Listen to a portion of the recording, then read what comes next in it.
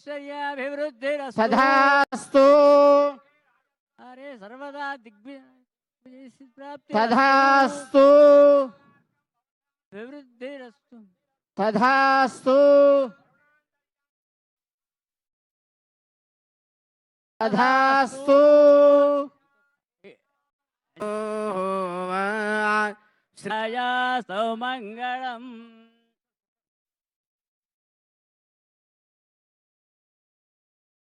బృందమునకు ప్రజానీకమునకందరికీ వినయపూర్వక విజ్ఞప్తి. శ్రీ తెలంగాణ రాష్ట్ర ప్రభుత్వ ఆదేశానుసారము దైవజ్ఞులచే నిర్ణీతమైన సుముహూర్తంలో అనావృష్టి దోష పరిహారార్థమై సువృష్టి కురవాలని, వరుణదేవుని యొక్క కరుణారసం ప్రజలపై ప్రసరింపబడాలి అని, ప్రజలందరూ సుఖశాంతులతో పాడి పంటలతో వర్ధిల్లబడవలెనని, మనశ్శాంతితో ఉండవలెనని ఆకాంక్షిస్తూ రాష్ట్ర ప్రభుత్వ యాజమాన్యం ద్వారా వారి సూచనల ఆదేశముల మేరకు 180 ఋత్విక్కుల బృందముచే మొదలు నేడు తెల్లవారుజామున 4:05 గోపూజతో ప్రారంభమైన కార్యక్రమము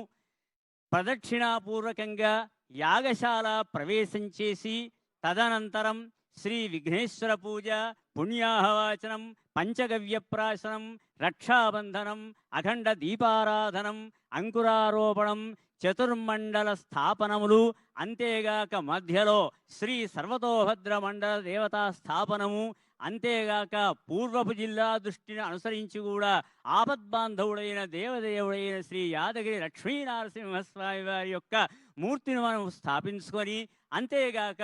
ఋష్యశృంగ మహామునీశ్వరుని అనుగ్రహం ద్వారా సమస్త లోకాలలో సుఖశాంతులు వర్ధిల్లుతాయని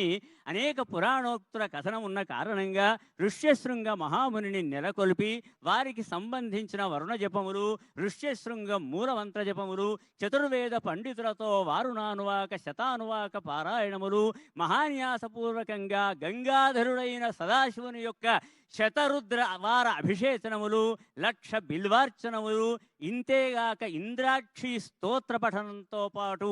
ఈ కార్యక్రమం మహావైభవంగా సంతృప్తికరంగా నిర్వహింపబడింది. ఈ నిర్వహింపబడినందువల్ల ఆ సాక్షాత్ పరమాత్ముడు భగవానుడు సదాశివుడే కానీ లేదా ఈ మరొక విషయం ఏమిటంటే, నాగార్జున సాగర్ ప్రాంతంలో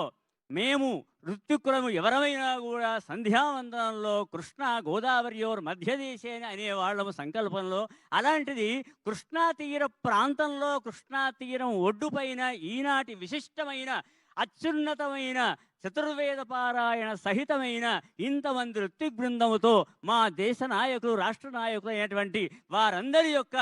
పరిపూర్ణమైన సౌజన్యం ద్వారా నిర్వహింపబడినటువంటి మహావరుణయాగ కార్యక్రమం ద్వారా సుఖశాంతులు సమస్త ప్రయాణికానికి ప్రసరింపబడవలనని మనసా వాచా కర్మణ త్రికరణ సిద్ధిగా ఆ పరమాత్ముని ప్రార్థిస్తూ ఆ భగవద్ అనుగ్రహం అందరిపై నిండుగా ప్రసరింపబడవాలని పాదాభివందనం చేస్తూ స్వస్తి.